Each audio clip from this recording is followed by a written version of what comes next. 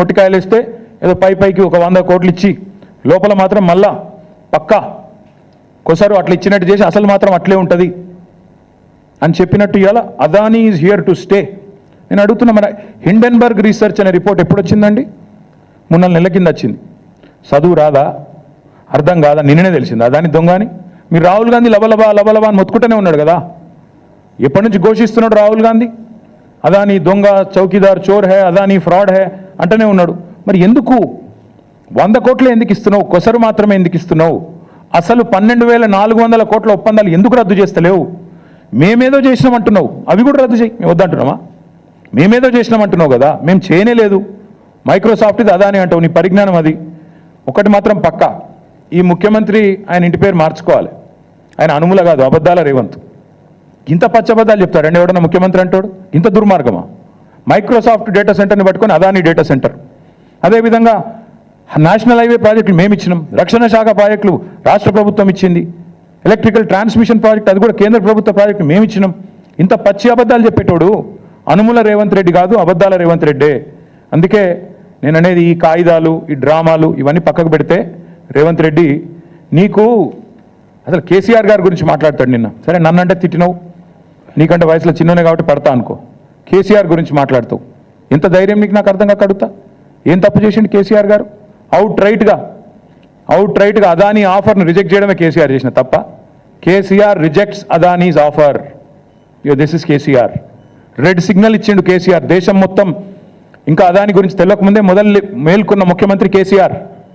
ఇక్కడనే కాదు, కేసీఆర్ గారు ఓపెన్గా యశ్వంత్ సిన్హా గారు రాష్ట్రపతి ఎన్నికల్లో పోటీ పడ్డప్పుడు ఓపెన్గా అడిగిండు, ఎవరి కోసం 10% బొగ్గు దిగుమతి అనే పాలసీ ఎవరి కోసం?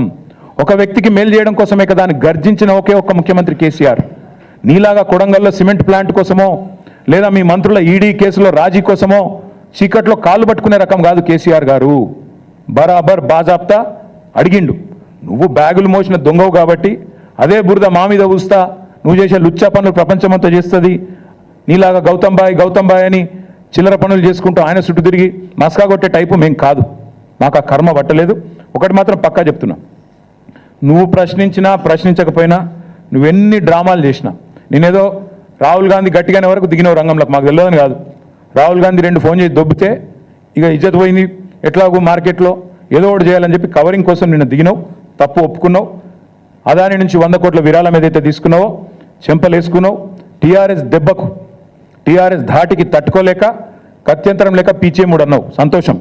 కానీ 12,400 కోట్ల పెట్టుబడి ఏదైతే అందులో నీ వాటాలతో సహా, మీ పెద్దలకు మూటలతో సహా ఏదైతుందో దాన్ని కూడా ఖచ్చితంగా రద్దు చేయాల్సిందే. అప్పుడైతేనే నిన్ను, నీ రాహుల్ గాంధీని దేశం నమ్ముతుంది, లేకపోతే మీ మాటలు ఇంకెవడు నమ్మడు.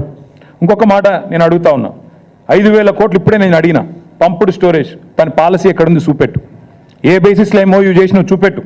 అట్లాగే మూసీని మురికి కూపంగా మార్చే అంబుజా సిమెంట్ ఫ్యాక్టరీ కోసం 1,400 కోట్ల పెట్టుబడి ఏ బేసిస్లో పెట్టుకున్నావు చెప్పు.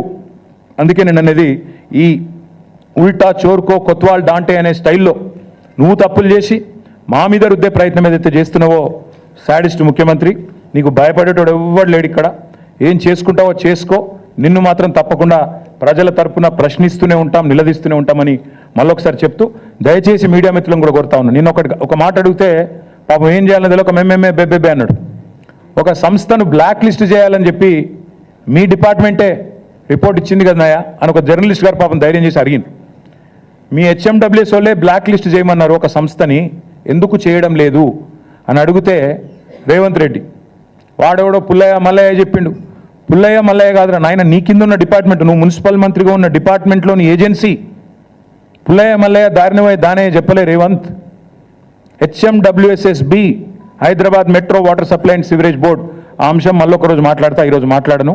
కానీ అంటే అంత తెలివి తక్కువగా, అంత అసహనంతో, అంత నిస్పృహలో ముఖ్యమంత్రి ఉన్నాడని చెప్పడానికే ఈ మాట చెప్తా ఉన్నా. మీడియాకు కూడా దయచేసి రిక్వెస్ట్, ఆయన ఏదో కన్ఫ్యూజ్ చేసి మన రాష్ట్రాన్ని బదనాం చేసే ప్రయత్నం చేస్తే మీరు కూడా ఆయన ట్రాప్లో పడవద్దని మా ప్రార్థన, మా విజ్ఞప్తి. Thank you.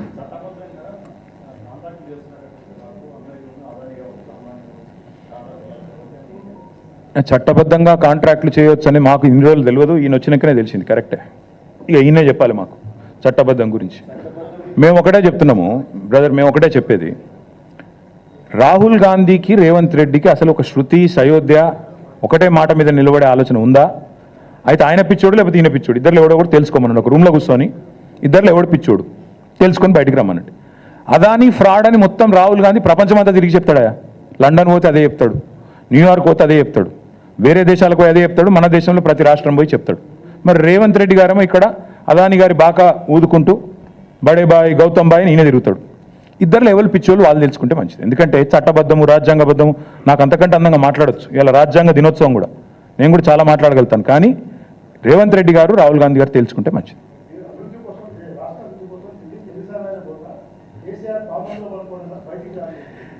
రాష్ట్రాభివృద్ధి కోసం ఢిల్లీకి పోతే పర్వాలేదు, కానీ 8 మంది బీజేపీ ఎంపీలు తెచ్చింది 8 రూపాయలు తేలే. 28 సార్లు ముఖ్యమంత్రి పోయి 28 రూపాయలు కూడా తేలే. పైసలు బొక్క, ఫ్లైట్ ఖర్చులు బొక్క తప్ప ఏమి లేదు రాష్ట్రానికి. 28 సార్లు పోయినావు, నీ సొంత ఖర్చులతో పోతే పో, ఎవడొద్దన్నాడు? ఓం బిర్లా పెళ్లికో లేకపోతే లేకపోతే ఇంకో పేరెంటానికో ఇంకొకటికో మేమెందుకు వద్దంటాం. కానీ రాష్ట్ర ప్రజల సంపద నువ్వు ప్రతిసారి ఎక్కే విమానం దిగే విమానం స్పెషల్ ఫ్లైట్లు ఏవైతున్నాయో అది రాష్ట్ర ప్రజల పైసలు. కనీసం పెట్టిన పెట్టుబడన పడతలు కావన్నా వద్దా?